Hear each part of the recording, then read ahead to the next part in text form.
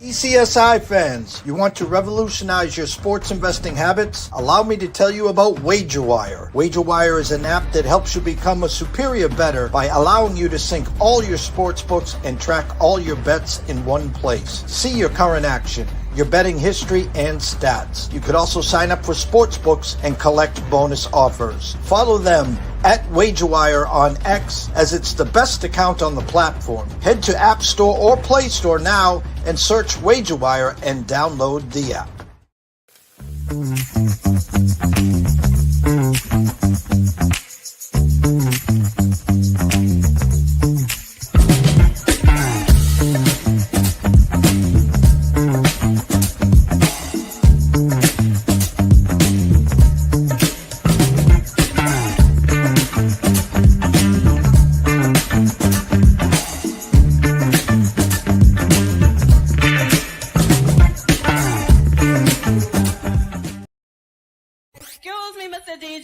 Check this out. We got a great show coming your way. From the ECSI Sports Studios, the #1 sports information program in America, the Breakfast Bankroll, with your host, the sports broker, Jeff Dawson.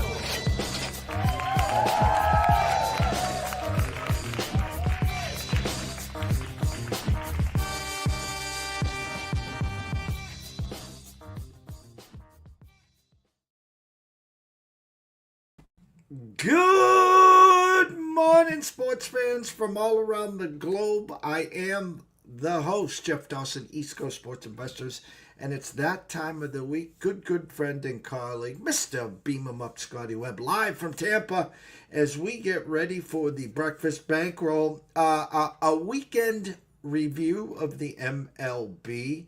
What Scottie saw and he didn't see, expectation. The dust has settled. Since the MLB trade deadline, there's some winners, some losers, and some guys getting ready for golf, and some other teams in limbo. If I would have told you the two hottest teams in MLB winners are 5 in a row and 8-2 their last 10, you would say the Boston Red Sox and the Miami Marlins. I did say the Miami Marlins. Winners of 5 in a row, 8-2. First time in their history, swept the evil empire, which of course has helped the Red Sox leapfrog the Yankees right now. They actually 62-51. The Yankees 60-52. It's getting interesting. The buzz is starting to percolate back east here. In the perfect spot because Patriots will have their first exhibition game this week, so they're kind of going hand in hand. So before we bring Scottie in, shout out to our proud sponsors and partnerships. It's WagerWire. Head on over to Google Play, download the app. It is free. Travis, Zach, Guy, myself, Amber, Holly, Matt, Allen, Carol Bucks. The list is endless. Just join us and you're going to have a fabulous football season and an even better 2026. AtlantaSteaksandSeafood.com. You know the drill by now. Go introduce yourself to Terry Smith on Facebook. Then come on back to AtlantaSteaksandSeafood.com. Steaks, seafood, chops, appetizers, wines, you name it. Terry's got it all. 4 subscription plans. Set it and forget it. Every 30 days, a box of protein to get you through that month. The only other thing you'll need is a spare propane tank. So without further ado, Mr. Scottie Webb. What's up, champ? Hey man, weird weekend. I thought. I mean, those games on Friday were ridiculous. The Pittsburgh Pirates score 9 runs in the first inning and then lose the game. They're ahead 9-0 and lose the game. How's that happen? I mean, it's 17-16. The Yankees can't hold 3 leads in that game against the Marlins. They get beat. I mean, walk off after walk off after walk off. And then they get all the excitement in Philadelphia because, Duran comes out, and then they got his scene going on and all that stuff. Look, I'm all in. That's great stuff for baseball. I mean, that's fantastic for baseball. It's terrible for bettors sometimes because, man, you can get caught up in that crap and then you can start buying into what you see and you go, but, it's just got to be careful because, just because a team gets just because a team gets beat doesn't mean that they're not going to win the next night, or it's just baseball, man. Stuff happens in baseball. It's unbelievable what happens in baseball. It's unbelievable. Well, go way, way back to, I think the first real entrance that I remember. Well, there were probably before, but the Padres and Hell's Bells. That was the true walk-in, and the world stopped. Then, of course, we had Pat LeBon and the Boston theme song there. And then, not too long ago, Diaz with the trumpets. Now everyone's got their own. So it is crazy, and it's funny. We were talking backstage, but I'll add a little to it. You lead with the Pirates, and I was venting to one of my buddies that was up late. Well, he's in Montana, so he's 2 hours different, and I was just spewing because we had the Yankees run line there, and he goes, "Well, his lead was." Well, at least we didn't have the Pirates, and I'm just like, oh, geez, So as you said, and then we bounce back Saturday. We go full game run lines. We go 1-1. We had those schoolboy money line -102, but we had them +175 on the run line, and we had to hold our breath there because they had a 5-0 lead, then a 5-3. They had a 7-3 lead, then it's 7-5, and in a run line, you got to pray. We get through that. Yesterday, 3-0 in full game run lines, 1-0 in our money line parlay. And then we hit the NASCAR +600. I mean, why can't they all these days be like that, Scottie Webb? Look, if they were all that way, we wouldn't be doing these shows. We'd just be, running to the beach and stuff every day. So, the reality is that, I've been trying to say this for a while. Don't be afraid of the run line. And in my opinion, don't be afraid of the run line at home. Because the home teams win, and in a lot of ways, there's a lot of bad bullpens and there's a lot of good bullpens. And, there's not, you're going to get clipped every once in a while from you're going to win by one, but that doesn't happen that often anymore. They win by double digits, not double digits. They win by scoring multiple runs in innings. And I think the run lines are good. I mean, there's spots out there, and we talked about it a little bit. You can get a -140 favorite on the money line. And if you play them at, as a run line favorite, it's plus money. It's plus 110, something like that. And they're -140. That's pretty good odds to switch the numbers around a little bit, especially if you got a good offense. And man, some of these teams' offense is unbelievable right now. I mean, the Milwaukee Brewers. Who would imagine the Milwaukee Brewers? I mean, all they do is hit and score runs, and you don't even. And you go down the lineup and you go, who's Terang and who's this guy and who's that? I mean, that's just the way they are. I mean, that's the kind of team they are, and it's amazing. And then teams that you think are doing good, like I know Miami swept the Yankees, but they're just an average offense right now. They're not spectacular on offense, and you would have thought that they just crushed it when to beat the Yankees like that, but everybody goes through it, and I don't know what to tell you about the Yankees. The Yankees are minus Aaron Judge, and you can obviously tell they're minus Aaron Judge. They're an average offense at best, and they're a terrible defense. So I don't know where that's going to lead them. You know what I mean? Like I don't know what's going to happen with the Yankees.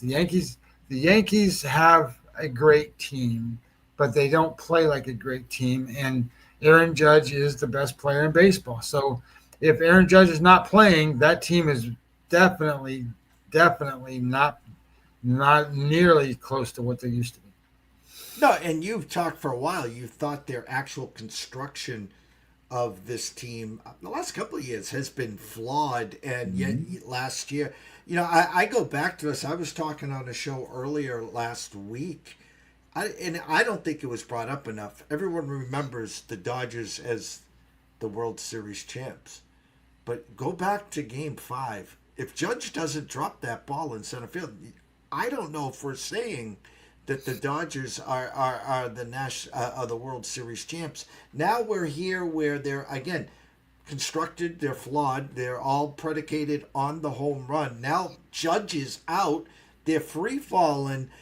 and there's no one on that team that the base running blunder by Jazz Chisholm over the weekend. That can't happen. I'm sorry. That was a little league, a Babe Ruth, a Legion play there. The first base coach ought to have been fired. I mean, I get what Boone was pissed off, and at the end of the day, Scotty, they're gonna look. It's the manager's fault. Why hasn't Boone been fired long earlier?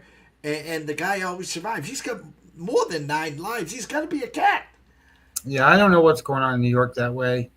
Steinbrenner's not running the team. That's what's going on. If Steinbrenner's running that team, they're already being held to pay, and people be lopped off at the knees and stuff. But I just think that's a team that thought they had it in the bag there for a while because they were ahead.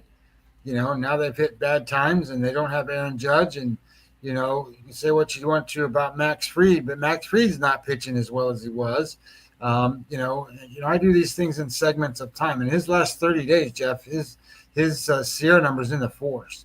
You know what I mean? Like, I look at his numbers, he theoretically, statistically, is just as good as Patrick Corbin today. And you know what I mean? Like okay, that's the best you got. What if Evaldi was on the mound for Texas today? So I sit there and I think, and the Yankees have a losing record on the road now. So you know what I mean? Like, and now they got to go play in Texas, and I don't remember where they go after that, but probably somewhere out west. So it's probably one of these spots where they really need to turn things around and turn it around now. And I get it. We're still not even a whole week into August. So you got all of August and you still got all of September. And, when we looked at the schedules, they don't have the worst schedule in the world. It's relatively easy for them. So they can win a lot of games and get right back in it. And I still don't think they're going to miss the playoffs. I really don't. But theoretically, this could snowball right like hell, and they could be right out of it too. So I wouldn't bet on it that way. I would bet on it that they will make the playoffs. I just think that they've got I think Aaron Judge will be back by the end of the week, and he'll just be hitting, and then that's going to create all kinds of problems. Because what are you going to do with Giancarlo Stanton and some of these guys that are there for the DH role? I mean, what are you going to do with that? So if Aaron Judge can't throw the ball, he's not going to play in the outfield. You're going to put Stanton out there. He hasn't played the outfield. I don't think he's played the outfield for like 2 years now or something, maybe 2.5 years. I don't remember. I think last time he was out there, he was bulldozing someone over. I'm looking at the American League here, Scotty. Right now, as it stands, Detroit, Toronto, Houston, division winners. Red Sox, Yankees, Seattle are in on the wild card. Red Sox 2-game lead over the Yankees in Seattle. I'm looking for someone below the Mendoza line that can maybe add a little to this. Texas has got 58 wins. Guardians, Kansas City, and Tampa. I'd say Guardians, Kansas City, 56 wins. Tampa, 55. And now the Angels at 54. Is there any of those teams I just mentioned that can... I think it would probably... My guess would be Rangers or Rays that could catch lightning in a bottle if the Yankees kept free falling? Well, the Rangers would be the team. I don't think the Rays are going to get there.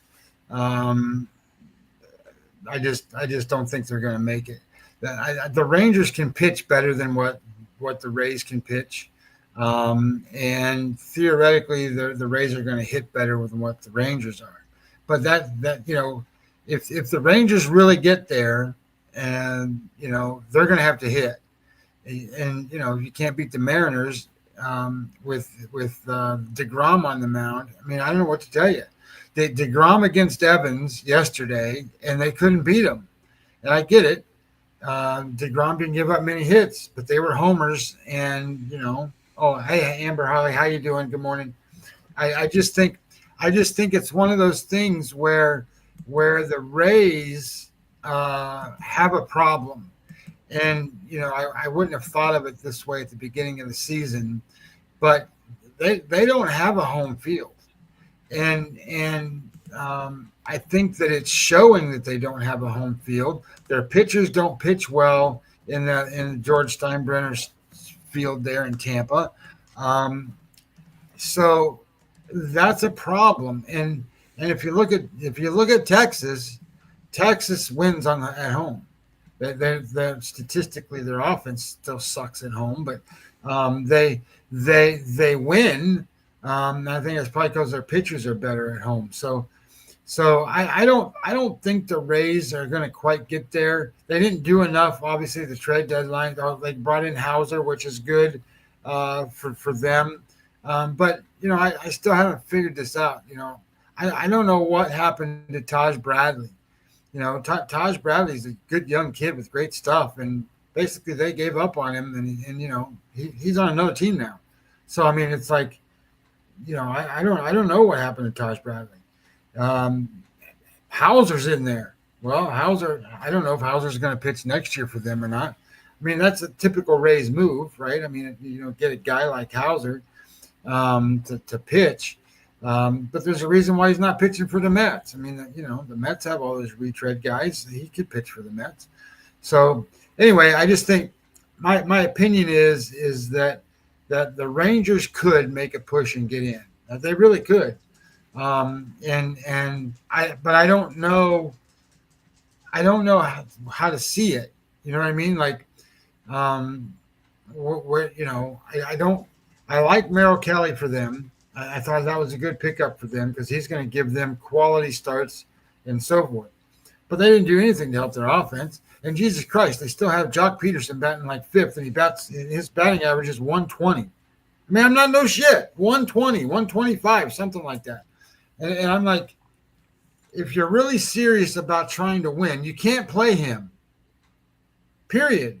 He can't play. You got to put in somebody else and let them falter or whatever. Then if you watch him, I weighed 230 pounds there for a little while. Now I weigh 200 pounds. He, I think, weighs like 250. He's a big moose guy now. He's not some young, kid. He's I don't know what happened to him. But whatever. I mean, I don't like what they're doing with that team offensively. I don't like the batting order. I guess maybe that's just me, but I don't like it. Seager's been good. Josh Smith has been good for that team. And then they've had, Langford's been good off and on. Simeon kind of came on a little bit, but he's still batting 200.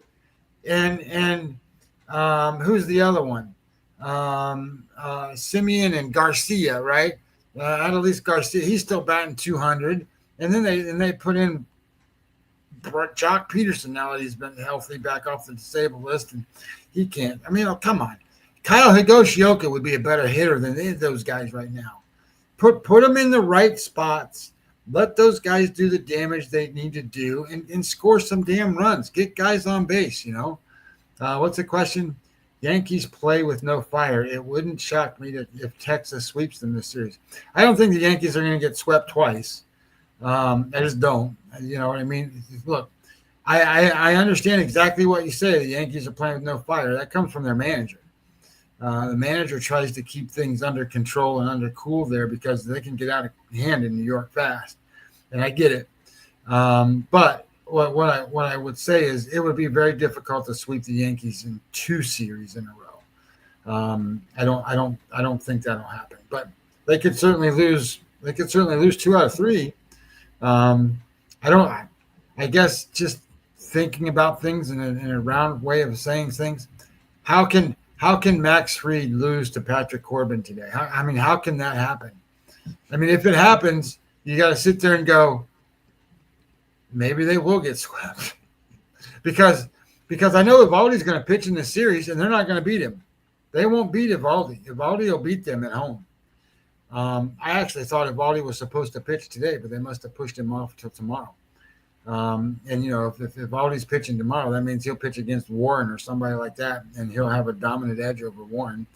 And then and then what? Kelly's going to pitch again, and then or Leiter or somebody. I mean, come on, Leiter's not that good. So, but the Yankees, they got Luis Heel back. He pitched. I didn't think he looked too bad. I mean, he threw 97 miles an hour. You just can't get. You can't hit the ball to Volpe and then have Volpe throw it away all the time. You just can't do that. I mean, he's got to get out. Shout out to Amber Hawley, as she said good morning to Jeff and Scott. Thank you, Matt, for your question and your trust and support throughout the season here. I just noticed something before I just quickly dive into the National League. Can you pull up your starting pitchers for the series? I thought Crochet was pushed to Monday and Bellows pitching. Was he pushed back to Tuesday? Well, Bellows pitching today. Yeah, I thought Crochet was skipped over the weekend to pitch on Monday, and he's not pitching today. Let me see. Hold on. Let me see what I got for tomorrow. Boston Red Sox. I got Burgett for Kansas City and Crochet for the Red Sox tomorrow. Okay, I can breathe now. Quickly, National League. Listen, the Brewers, 23 games over 500. Oh, by the way, anyone paying attention, the Brewers have 67 wins, the most in Major League Baseball. They are currently 23 games over 500, 7-3 their last 10, winners of 3 in a row. I don't see Cecil Cooper, Ben Ogilvy, Paul Molitor, Raleigh Fingers. What in the bleep is going on in Milwaukee right now? Well, if you don't think it's for real, anybody listening, if you don't think it's for real, think about this. Number one, they have the biggest run differential in baseball. It's plus 119, I think, or something like that. No, 119 is correct. Second to that, they are 11 games over 500 against teams that are playing better than 500 baseball. So give you an idea. Like everybody wants to say, hey, the Dodgers are 4 games over 500 against teams like that. They're 35-31. The Brewers are 36-25 against those kinds of teams. So when you start to think in the Cubs, everybody likes the Cubs. They're 36-33 against 500 teams. Some of those teams, like the Padres, look at the Padres record. The Padres are 31-33 against 500 teams. So when you think about what the Brewers are and what they are not, don't ever think they're not a good team because that team is doing 2 things. One, they're scoring a lot of runs. I mean, I don't know how. What was? Where's my thing here? Where's the scores? I got it. Yesterday was what was yesterday? Yesterday was Sunday, right? So Sunday they scored 14 runs, had 16 hits, right? And then Saturday they had 15 hits and 8 runs, and then Friday they had 25 hits and 16 runs. Look, man, this is a team that and then if I go look at it this way, so when you pull up their team and you start looking, everything's looking at like OPS now, and the average OPS in Major League Baseball as of, I don't know, not necessarily this morning, but 2 days ago was 718. That's the average number. So OPS is on base average plus slugging. So the idea is to get on base and do damage with the guys that get on base. So batting average don't count no more. It's all OPS, right? So 718 is the average number. And if you're a pretty good player, you're over 800, and if you're at 900, you're an all-star. And there's only a couple guys that are over 1,000, and when you're over 1,000, you're shooting for MVP. So the Brewers, they have Terang at 728. That's 12 points above average. Then you have Contreras, 728.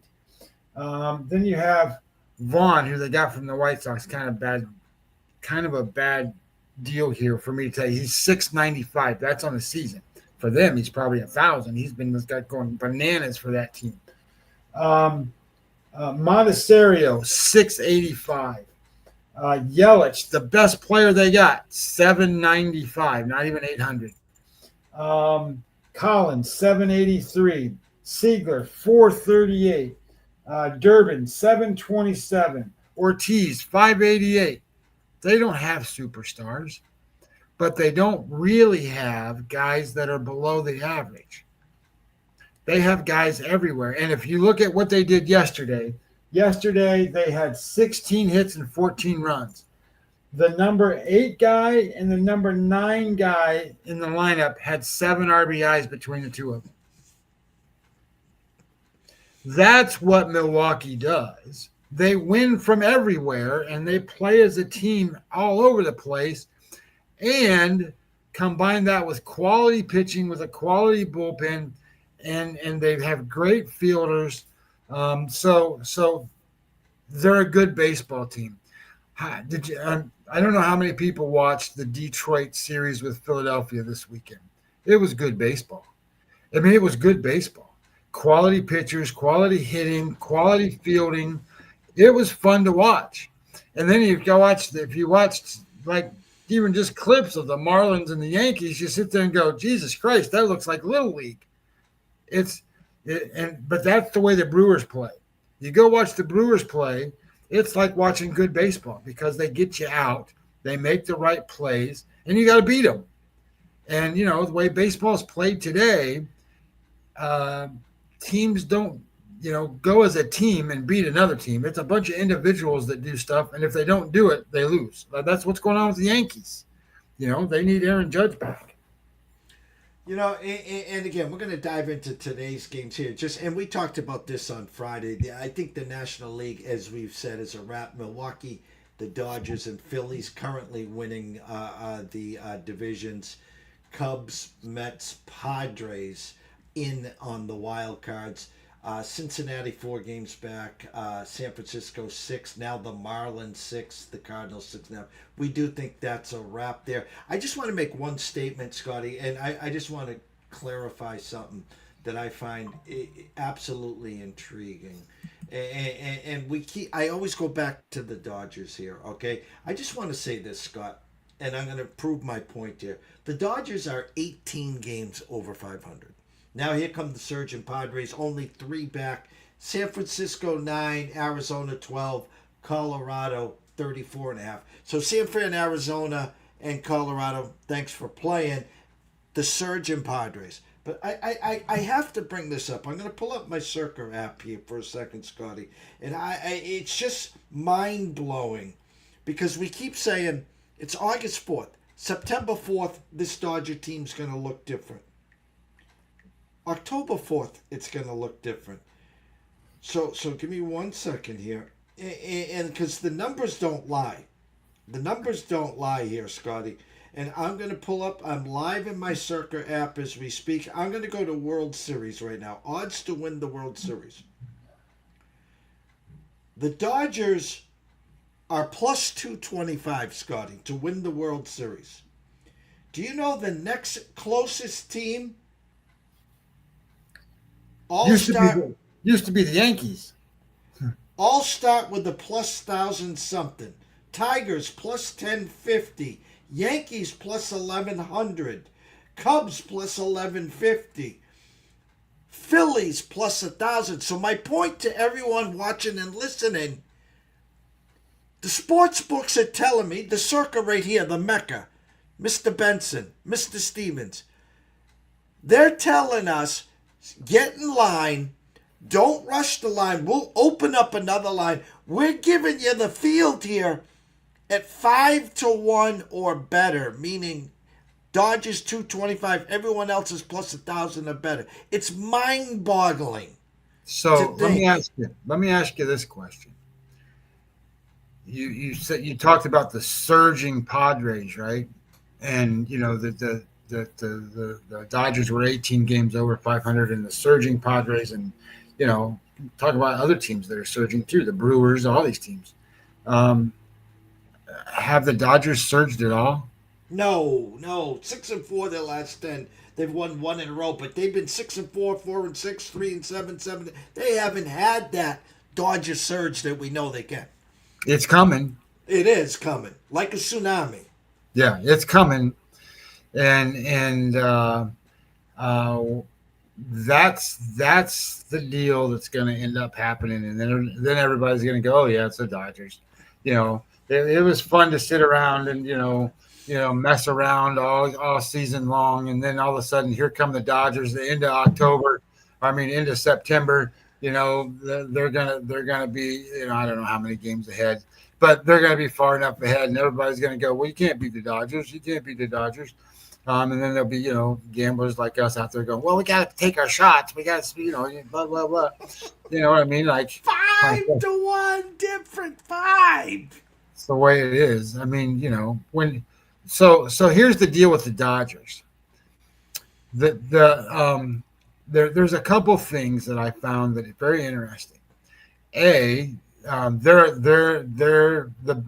They have the best home field advantage of any baseball team in Major League Baseball.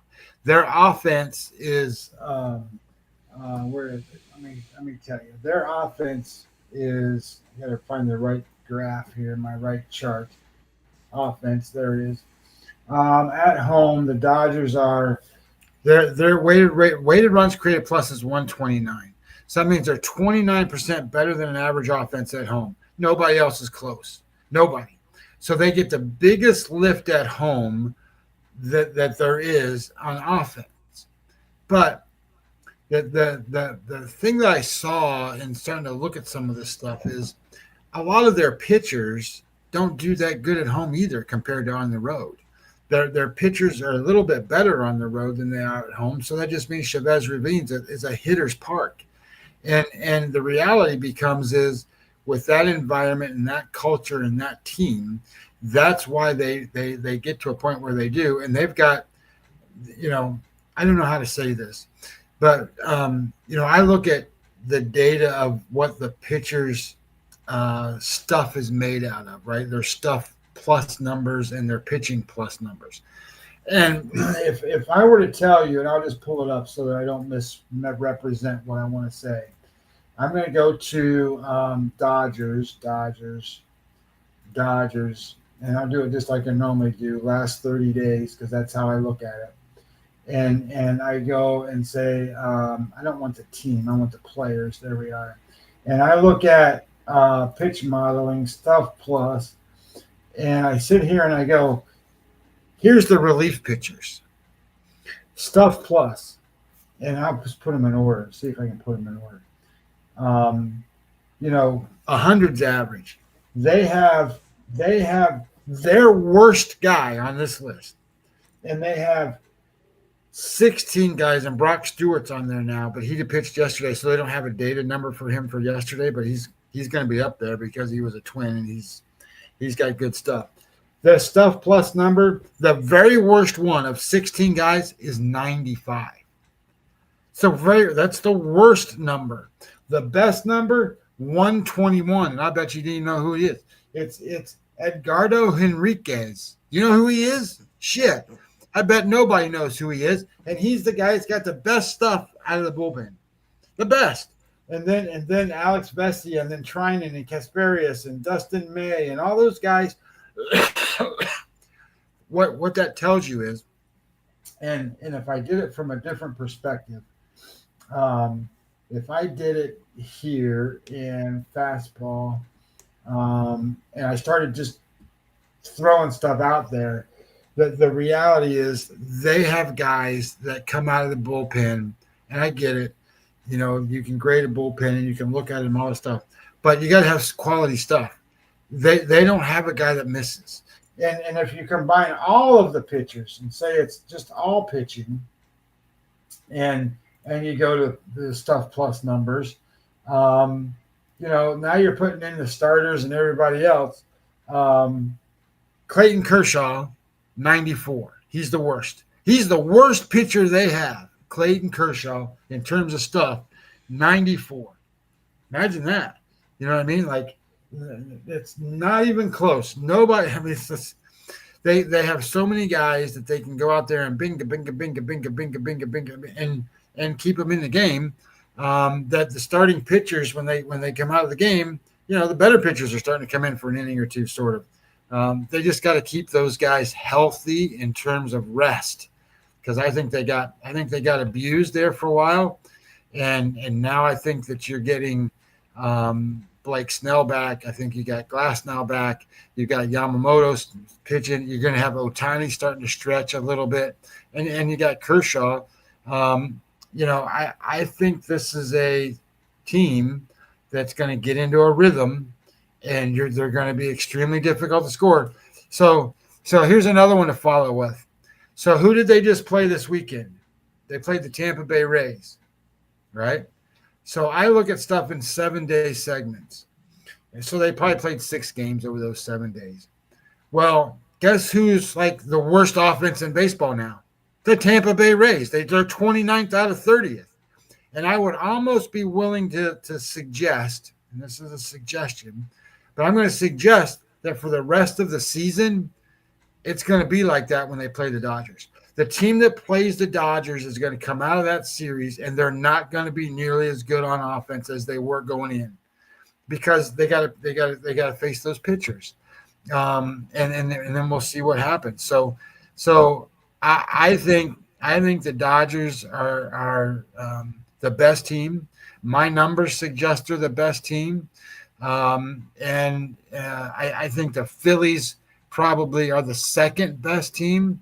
I run into problems with how base runs works, because it has the Yankees too high on my so when it comes to power ratings, the Yankees are the best team in the American League on my numbers, but I don't agree with it. Now, if Aaron Judge was playing and they were playing really good like they were, maybe I would agree with it, and maybe they can get back to that. But I think on paper they're pretty good.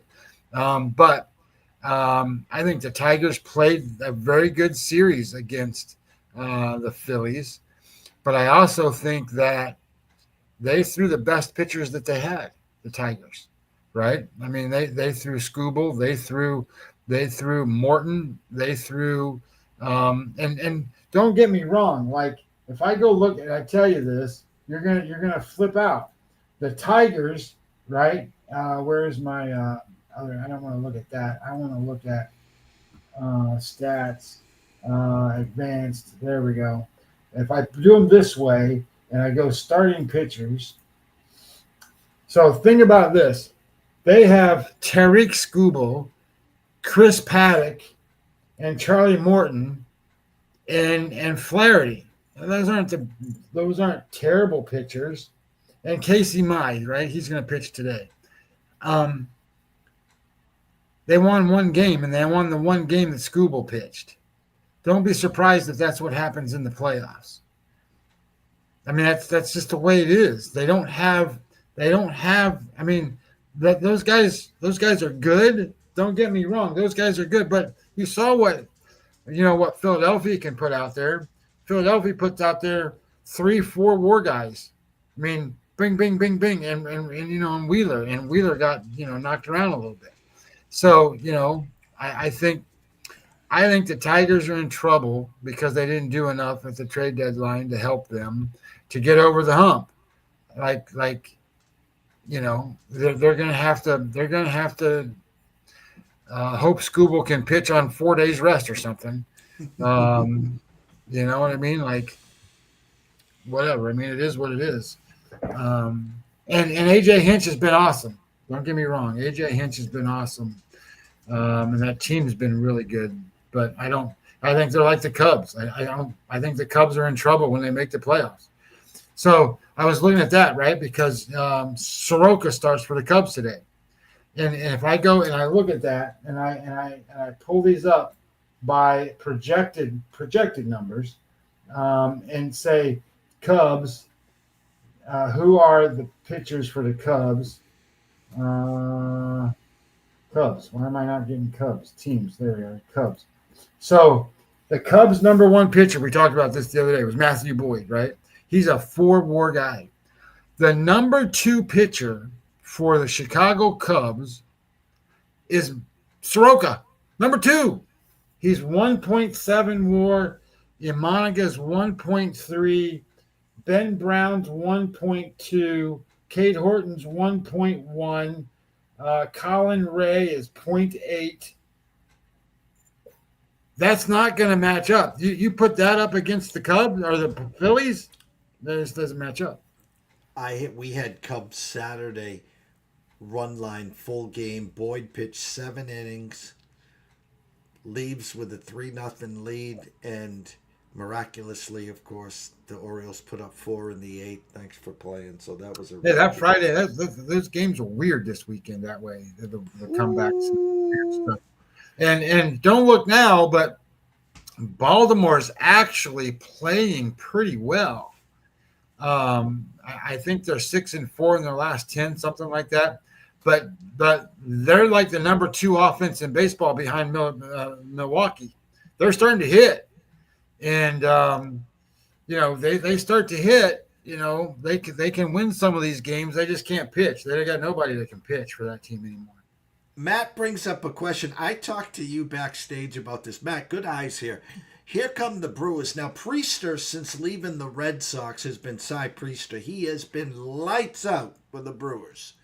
Opened up minus 135, now minus 140 at Atlanta against Fede. Who on their bingo card back in March and April would have ever funked Priester versus Fede in Atlanta with the Brewers being minus 140 here? But you bring up a great eyes here, and it's a great question. Before we bring Scottie front and center, the money line right now on the run line, plus 115 on the Brewers. So I like where his thought process here is in this regards. I'm not going to lay the 40 cents. I'll play the run line. I'll get the plus 15 cents. And I'll take it a step further, Scottie, because I know you'll like this one. I'm going to correlate the Brewers winning with the run line. You can get their team total over 4.5 right now at even money as well. I think they get to 5 or better as well today. So the way I like to look at these games in terms of my data points is, and you've seen them a couple times. I've got this new bet graph, bet sheet, whatever you want to call it. So when I play a run line, I want 2 things. I want a dominant advantage on the pitcher, and I want a dominant advantage on the offense. So, and then the way my grading scale works and the points and all that shit, sometimes it doesn't matter, but I want, so it should be a big edge, right? So starting pitcher, Priester gets the points for under 4 Sierra. He gets the points for a game score over 53. He gets WPA advantage, and he's got under and home runs allowed. So he ticks off everyone. So he gets, what is that? That's 5, 10, 20. That's 35 points for the pitcher. Fede gets 0. He has none. So it's 35-0 starting pitching edge. Okay, so now I want to bet this game if the offense is good. Well, we just talked about Milwaukee's offense. Milwaukee, they're 83% better than an average offense. They're scoring 9.7 runs a game. The WPA is 1.8 to the advantage. They've got the strikeouts and walks, and they're hitting 2.2 home runs. They hit every one of those boxes. And Atlanta does hit 3 boxes on the offense. Turns out to be a 70-20 score when it comes to kind of weighting these out. And these are graded, because I've got bullpens and I've got situationals in there. That comes up later. But if you go just with that part of it, yes, I think that there's no reason why not to take the run line at minus 1.5. My other thought would be is play him first 5 too. Play first 5 and a full game. I mean, you know what I mean? Like Fede sucks. And if I look at his numbers for today, Fede, his last 7 game scores average is 22. Average is 50. He's the worst pitcher in Major League Baseball. The only excuse me, the only reason he's even pitching is because Atlanta's everybody died. I mean, all 5 guys are not pitching anymore, and then the replacements for those 5 guys, 2 of them aren't pitching anymore, and they had to find somebody. So they got Fetty and Carrasco. That's the only reason that he's even pitching at all. And his metrics, he's got a 551 xFIP, 558 Sierra, and an 8.3 FIP number. Okay, so what does that mean? Well, his 8.3 FIP number is fielding independent pitching. This is where the pitcher can dominate on the mound or not. All it is, FIP is your pitcher independent of fielding. So what this means is how many strikeouts, how many walks, and how many home runs. He's the worst pitcher in baseball, 8.3. He dominates nothing. So his predicted metrics are just as bad. Sierra, 5.58.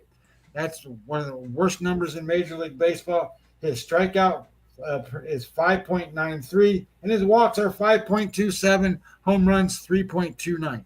They're going to hit him. He has pitched against them, obviously, before. His xWOBA number against them is a 384, very high, worst in baseball. And his last 30 days xWOBA number is 477 against the best offense in baseball.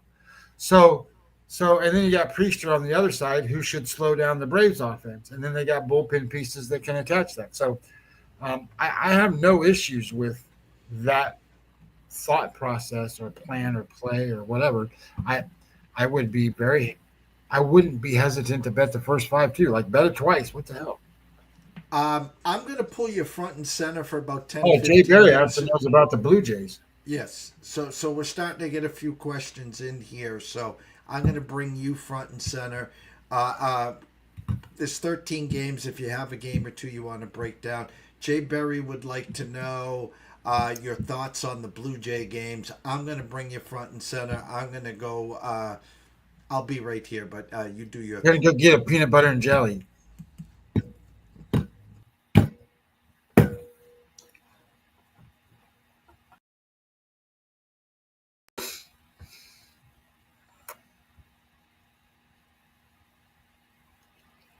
Okay, so Jay, thank you for the question. Good to see you. Good to hear from you again. Let me bring up this Blue Jays game real quick.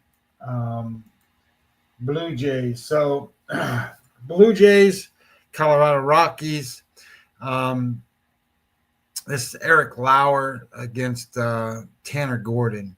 Tanner Gordon is not a very good pitcher, but he hasn't pitched that much, and he's a young kid. The one thing I will say about this game is that the Colorado Rockies offense, they rank, where is it? There it is. Colorado is number 2 in offense this week, these last 7 days, and they're number 1 in isolated power. So that means, home runs, doubles, triples. They've been really good, and they're scoring 6.8 runs a game. So that's scoring quite a bit. And Toronto, I like to play Toronto at home more than I like to play Toronto on the road. And the reason is because Toronto on the road is a team that is picking it up a little bit. They're only minus 2% on the road, meaning that they're 98 weighted runs created plus. They're 2% less than average on the road. They were a little bit lower than that, so they picked it up some. But if I look at it from a situational standpoint, Toronto on the road, they have a losing record. They're 27-29. And at home, they're one of the best teams in baseball, if not having the best home record in baseball. So I like to think of the Toronto Blue Jays as, I'm only going to play them at home. I'm never going to play them on the road. And when it comes to Colorado, I don't want to play against Colorado ever. And the reason being, a lot of times for me is, it's going to be minus, I think in this case, what was it? Colorado, Toronto. It's minus 194, minus 200. right? So if you're on the run line, it's minus 134, something like that. So if you want to play them, you got to hope that A, Toronto scores runs, and B, that Colorado doesn't. I don't know that I'm in that realm of thinking with this team right this very second. Offensively for Toronto, they rank 12th, so middle of the pack, and isolated power-wise, they rank 21st. When it comes to my bet score sheet and I'm trying to figure out where the advantage is, it's all starting pitching for Toronto. They get every box there. Lauer's been really good, but when it comes to the offense, Colorado gets more boxes than Toronto does. So it's a score of 50-30. Toronto's been really good in the bullpen, but their WPA fell off a little bit, so they don't get points for that. And their strikeouts aren't over 9, so they don't get points for that. So they get balls in play. So as it turns out, it's a 65-30 total point score. And my opinion would be is that I don't hate playing against Colorado. And I'll give you one secret. Shouldn't be secret. It's not really a secret. But the reality of this is the Colorado Rockies have played 30 games against left-handed pitchers. 30 games. They've only won 4. 4. They're 4-26. 4-26 against left-handed pitchers. So I don't have a problem with running that just on that alone. I mean, 4-26, good enough for me. You know what I mean? Bet the run line or bet whatever you want to. And that's my thoughts. I mean, my thoughts are is this kid that's pitching for Colorado is not very good. Doesn't have the greatest stuff in the world. His where is it? Pitchers. His stuff is an 80-83. 80-83. So that means his stuff plus is an 80, well below average. His pitcher plus, which means taking his stuff plus, and then controlling it, putting it where he wants to and when he wants to and how he wants to do it. That's graded too. It's an 83. Of all the pitchers today, and there's 13 games, so there's 26 pitchers, he is the absolute worst when it comes to those things. The absolute worst. That doesn't mean that he can't get out. It just means he's the absolute worst. And his number is 595 Sierra. And we just talked about Fetty being a 5.58, so it's right there in line. They're terrible. And Lauer's much better, 3.25. He's in the green, which means he's in the top 25% of all baseball. So you got a big edge on the mound, not so much as big edge at the plate. But they play 30 games, they can only win 4. I don't like their odds to beat Toronto when you got to match it up that way. So yeah, I don't have a problem with it. The first game today is Verlander and Oviedo. I'm going to skip this game a little bit, other than tell you that Verlander is a guy, when you start to look at his situation numbers, pitched 18 games. The Giants are 5 wins, 13 losses when he pitches. That's not very good. And of all times to bet on the Pirates, if you ever want to bet the Pirates, you want to bet them at home. They are actually 31-25 at home. They have a winning record at home. And right now they're hitting. They are offensively, they are number 4 in baseball and number 8 in isolated power. That matches up to what Verlander is. So I would definitely not be looking Verlander and Giants in this spot. I would only be looking Pirates. And don't be afraid of Oviedo. Now, this is his first start of the season. If I look back at his rehab starts, he's had 5 of them, I think, maybe 6. He's given up way less hits than innings pitched. I can't remember. I think he's pitched like 21 innings, 22 innings. Only give up 17 hits or less. Only 1 earned run or less in every game he's pitched in these games. And last season was his best season. So, maybe he's found something and, he's going to be decent. So, um, and their bullpen's been pretty good. So I think this is probably a better spot for Pirates than I think that it would be for Giants. So anyway, I think the number on that game, where is it, combo sheet? The number on the game was Giants minus like 120, something like that. My number was minus 121, so it's right in line. But I think that you're going to find that you should be able to get Pirates and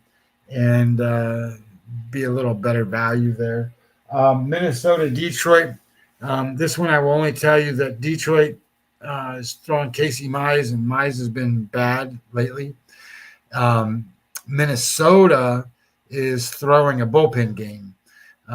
So they're going to have a couple guys and then maybe a bulk guy go, 3 or 4 innings or something. And then tomorrow and the next day they'll have regular listed starters there. I would tell you Minnesota played pretty well over the weekend, considering what they're kind of going through. I think that's the mess of a franchise right now. I would never be on Minnesota. I would never certainly be on Minnesota on the road. And Minnesota on the road right now, situationally, they are 22-35 on the road. One of the worst records on the road of all teams. 13 games below 500. And now they're going to have to go play Detroit at home. So I think what you run into with Detroit at home, they're coming back from playing Philadelphia. And remember, the team that travels off of those Sunday night games doesn't do well. And this is Casey Mize. And Casey Mize has, there he is, in terms of SOPS plus, and I know I throw these terms out there, but OPS plus, we talked about OPS, on base percentage, right? OPS plus, takes it and grades it as a 100, and it's a predictive measure, not the real number. So it's a predictive based on what you're doing. Here's your number. And it gives you a quality of an idea of how that pitcher is going to control the opponent's offense.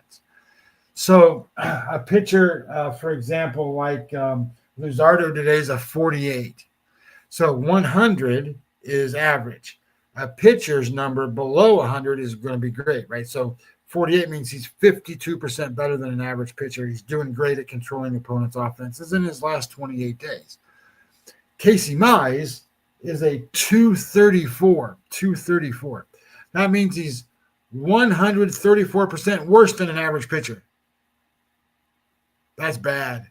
I think that's an automatic skip, and you just say, I'm not going to go into this. They're big favorites. I'm not going to try to cover this. I'm not going to try to do anything with it. And you just pass on the game. It's just one of those spots where, it's a bad spot. They're minus 160 or so. They got all the advantages, but at the same time that they got all the advantages, they really don't. The starting pitcher is not doing well. And then you got Houston, Miami. It's an interesting game in a sense that, everybody's probably going to jump on Miami. You got Alcantara on the mound today. It's kind of a pick-em-ish type game. Houston did not play well, hasn't been playing that great. And they've got, what's his name on the mound today? Alexander. And Alexander is a former Oakland A, Sacramento A, whatever you want to call him. He's only made 3 starts for them. It's not really good. He's got his metrics. His metrics are not great, but look, I always watch Alcantara and I sit there and go, man, he's got good stuff, and his stuff is rated high. His stuff is rated great. He just can't get the outs and get the metrics right. So when I started to think about what's going on with him, he's got a 4.59 Sierra number. And I use Sierra a lot more than I use XFIP, but Sierra takes into effect batted balls. XFIP does not, and his XFIP number is 430. So I look at that and I think he's average at best. Alexander's average at best. The offense for Miami, even though that they won these games, is average offensively. They're not. They're sitting at 16, and but Houston's been bad. Houston's got hurt. They're getting some of their guys back. They're ranked 20th, and this is a spot I don't like for them.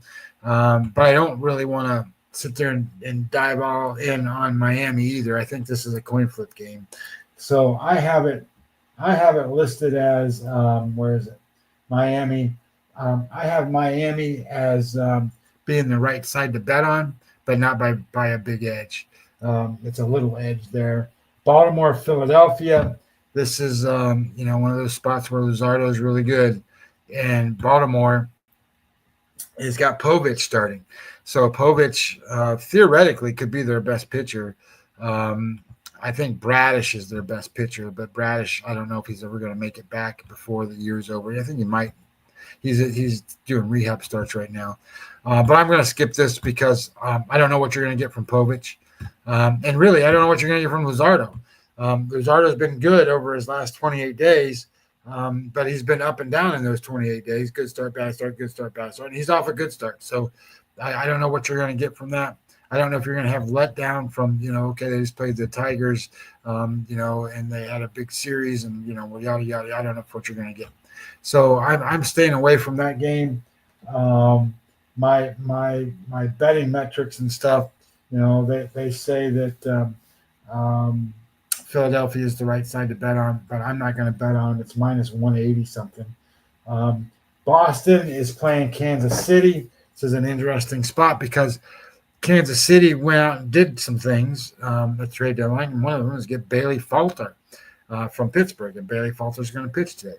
Bailey Falter is not a good pitcher, and Bayo has been really good. So you got an advantage on the starting pitching, and then offensively right now, Boston ranks 6th in offense and 3rd in isolated power, 34% better than average offense against Falter. That matches up pretty good for what they can do, and Bayo at home is good. So if I was going to do anything in this game, I think I might look at it from a perspective of where is it? Boston. Boston pitchers get all of it, and the hitters get most of it. I would probably take Boston in the first 5 innings on the run line. Minus a half a run, something like that, or even full game for that matter. The Royals bullpen is not as good as it was, and you got some ancillary stuff where Boston's better at home, than these teams are on the road. But the Royals like the road. Don't get me wrong; they don't like their home stadium. They like to play at home on the road. Cleveland and the Mets. One of the things I'll tell you is Monay has only made 3 starts, and then the first time he pitched, they let him throw as kind of a relief guy. But he's been really good. Monay has been real good, like super good. He has a strikeout rate of 11.42, and if I look at that right, it's like the best on of all the pitchers today, 11.42. So if he's striking these guys out, and the other issue here is Cleveland can't beat left-handed pitchers.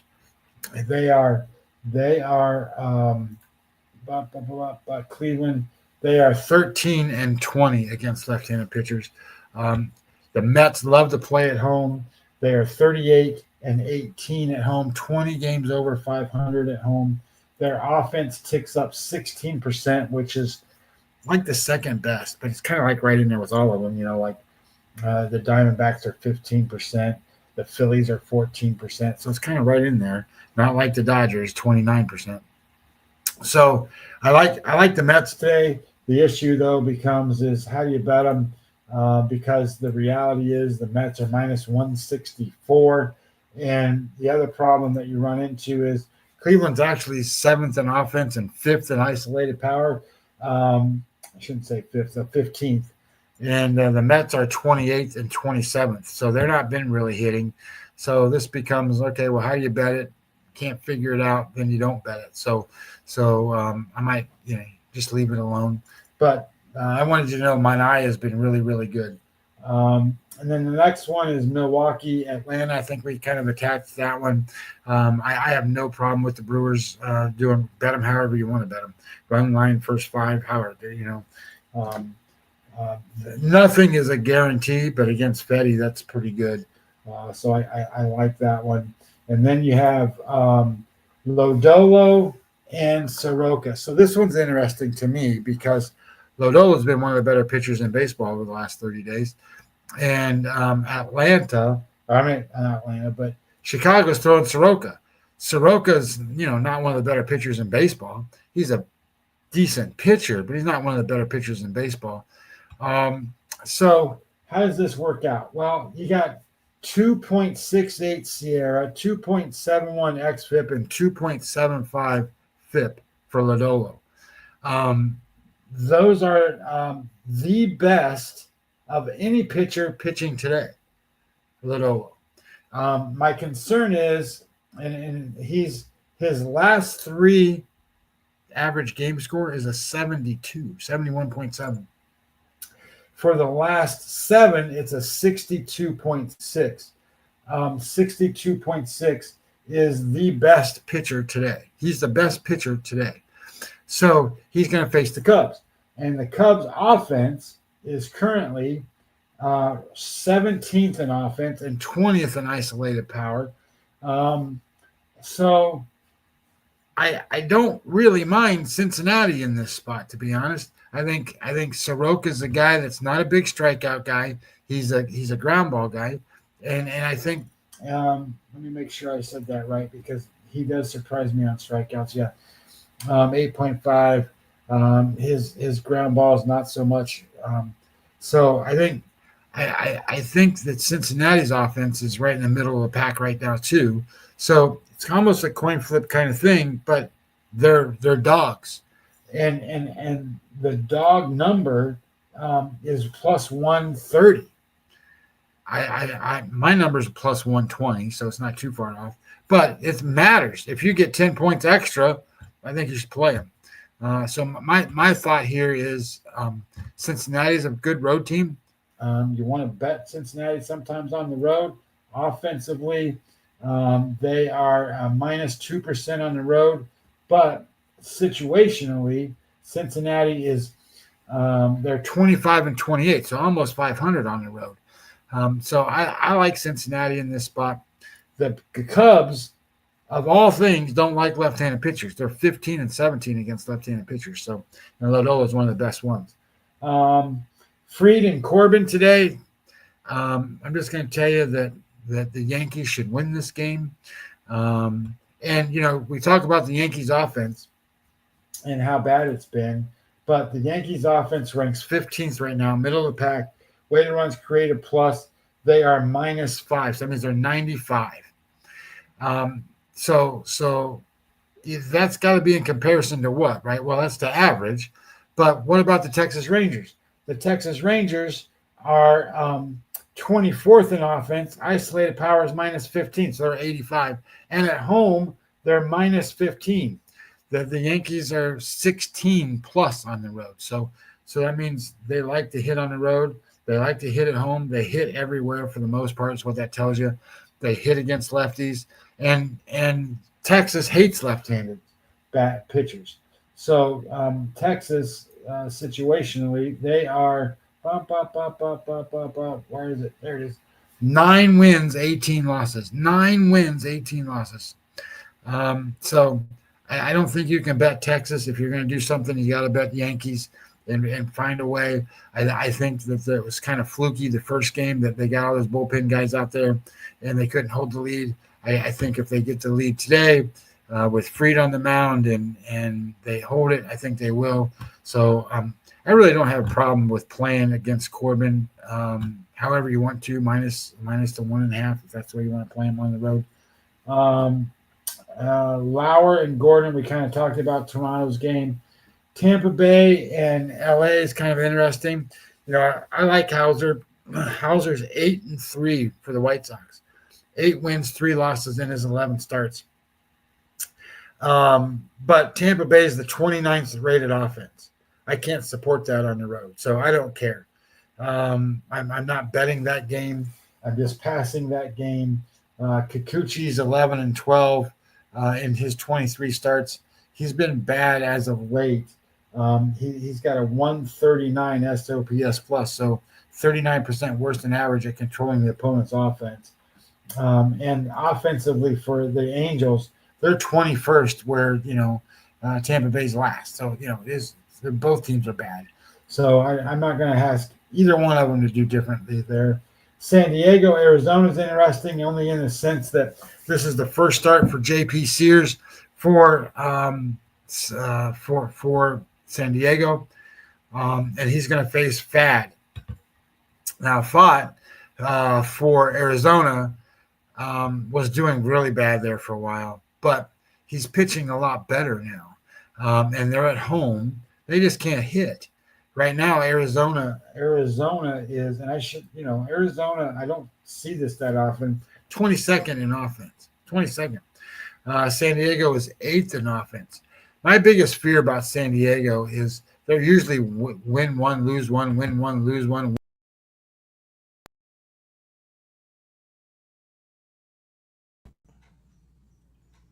There we go. I think we might have got you back. Hold on. Oh, there we are. Yeah, My biggest you froze up. Something's going on. I don't know if it's the internet or you froze up. Yep. Oh, I just, I'm just kidding. I froze. Just messing with people. Oh, I see. Now you're frozen. Matt asked me a question. Says, do you ever bet -1 or +1 to get a little better odds, or is that a bad bet? There's a lot of sports books that don't offer that, and you have to find it. And the other thing you can always do is you can manipulate numbers to get that kind of odds. I got a guy that tells me he does that all the time. So to answer your question is, I don't ever bet it that way. I always bet -1.5 or plus 1.5, -0.5, +0.5. And it's only because I'm old and have done it for 75 years and don't really go through all the math equations to see which bet is the better option. So if somebody's out there doing it to say, hey, it's better odds to bet -1 or +1, then do it. But my thought process is that if it was -1 or +1, the only reason you're doing it is so that you push. And I'm not into that. I mean, I get it. You can push and get your money back. That's great. But I'm making the bet to win, and I think they're going to cover 1.5 or +1.5, and go from there. So I don't bet it that way. Anyway, that's what I got for you, Jeff. I don't know. St. Louis and the Dodgers are playing tonight. These games are out of control. I shout out to Matt, Jay, and everyone else with the questions. This is what we're here for. We're here to educate. We're here to answer any questions. So the more the merrier. Scott loves answering them. And back to Matt's last question here: -1, +1 on the runs in baseball. It's so funny because you get chastised. I'm going to go to football now. I'm going to bring two sports together. If you buy a half point, either which way. So in other words, let's just for poops and giggles say the Patriots are playing the Buccaneers and the Patriots are favored by 3. Well, you like the Patriots side and they're favored by 3, and you want to watch a ball game for 3.5 hours. You think it's pretty close to the spread. Well, I'm going to buy the hook to 2.5. Final score 27-24. I bought the hook. We cashed. I like Tampa Bay plus the 3.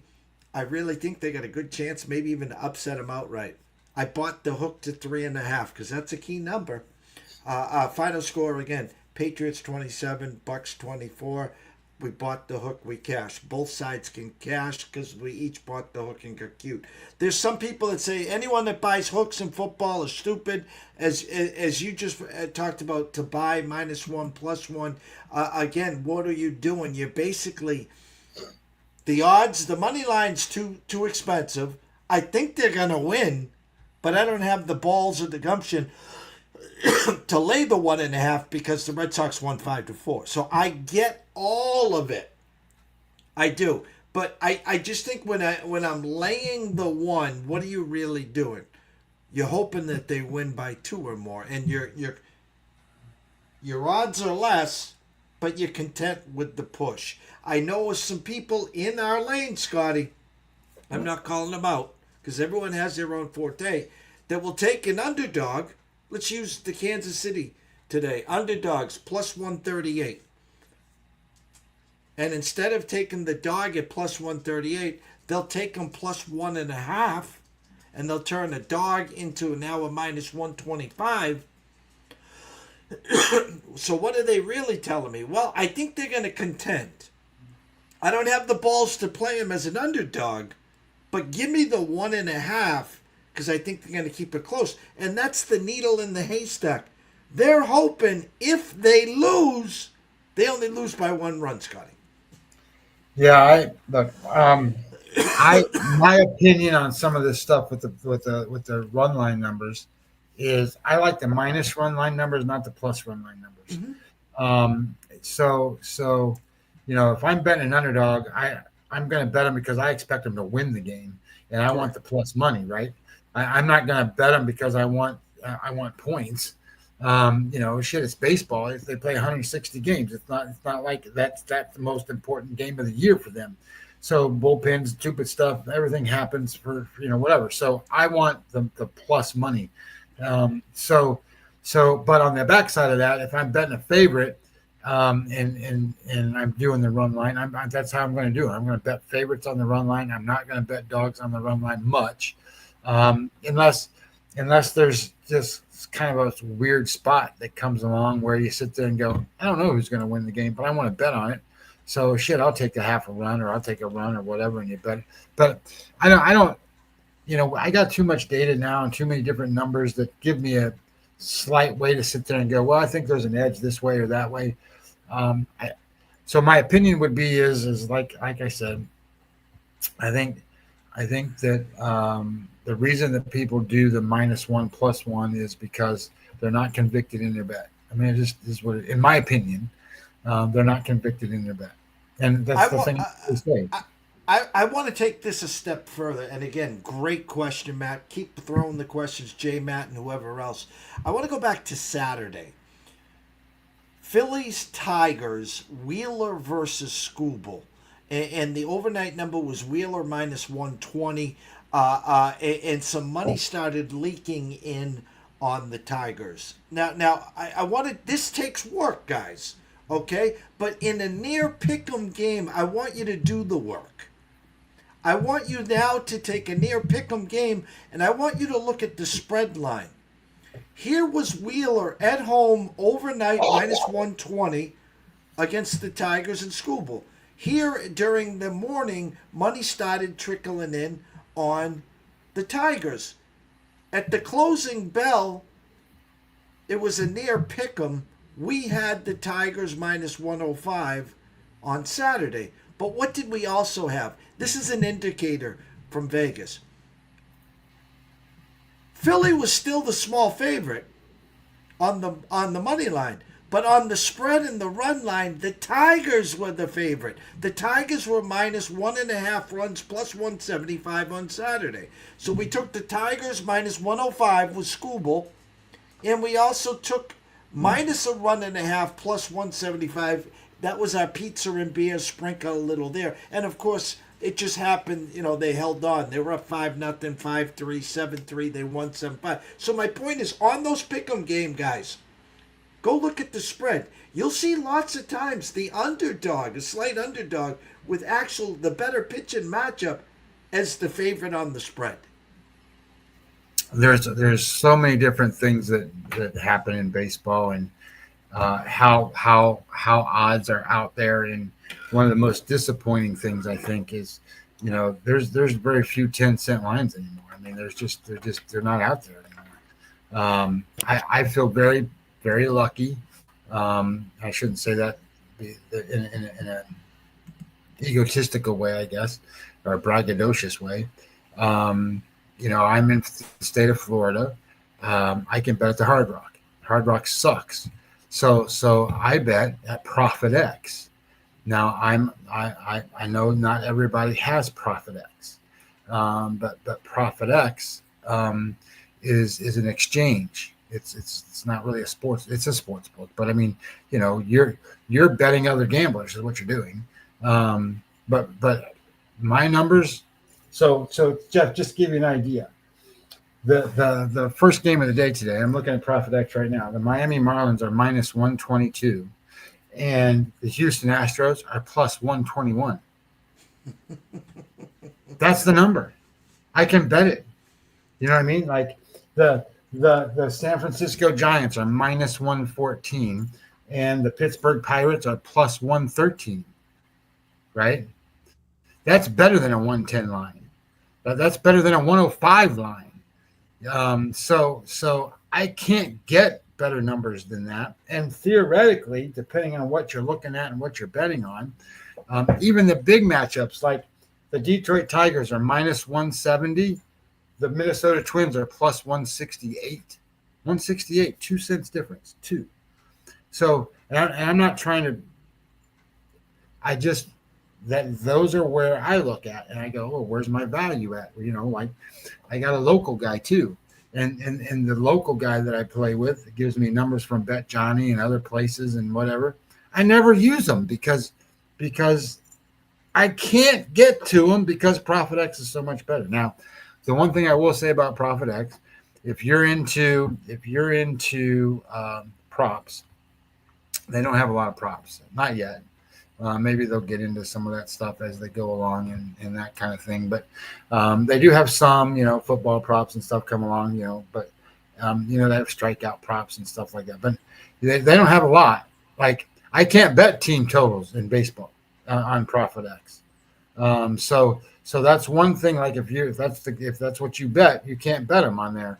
But, the way I look at it is, holy shit, I've got a better than 105 number. I'm going to play that line instead of some of the other stuff. But I think as you start to look at your wagers over the course of 1,000 bets, you get smarter about where you put your money in and how you bet your money, and where you find value in what an underdog really looks like and what a winning underdog play looks like. I see these guys online all the time, and I sit there and go, well, you're not picking an underdog. You're putting 7 underdogs out there hoping that you get 3 out of the 4 to win. And then maybe you may make a little bit, right? That's not the game, guys. That's not how it works. Now you can do that, and you can bet those all you want. And theoretically, you're not going to win a lot. And you're never going to lose a lot because you're going to kind of be in the middle. But the goal isn't to do that. Unless you're just having fun, you bet $10 a game or something, but if you're betting, $100 to $200 every game, $300 a game, $400 a game, whatever it is you're betting, you don't want to lose any of them. So I always say, pretend before you push the button, pretend like you have the cash in your hand and you're walking through the window of the casino and you're getting ready to hand it over. And if you're not convicted in your bet to hand that money to that cashier to take that money, because you may never see it again. The goal is to come back with your ticket and go, oh, look at me, I got all this money back. But people, when they're online and they make their bets and they do that stuff on the computer, they just go bing, bing, bing, bing, bing, bing, bing, and whatever just comes out of their account. Well, I want to thank again everyone watching and listening. Amber, Holly, Matthew, Barry, Matt, Jay. We had a list of endless watching. Great viewership on X as we're doing well. We're cooking with Crisco here. Tomorrow at 10:30 a.m., Andrew McGinnis at Wager Talking McGinnis Picks. We'll be talking CFL, some more baseball. On Wednesday, Brady Cannon back for the FedEx Cup run as it starts this week. On Thursday, Matthew George. And on Friday, Scottie Webb. And of course, Sean Alvarez will be back talking Saratoga and Del Mar. So for myself, Jeff Dawson at EC Sports Investor, one and only Mr. Scottie Webb at Webby20 MLB. We wish everyone a blessed day. Enjoy yourselves. Behave. Thanks again, guys, and see you soon.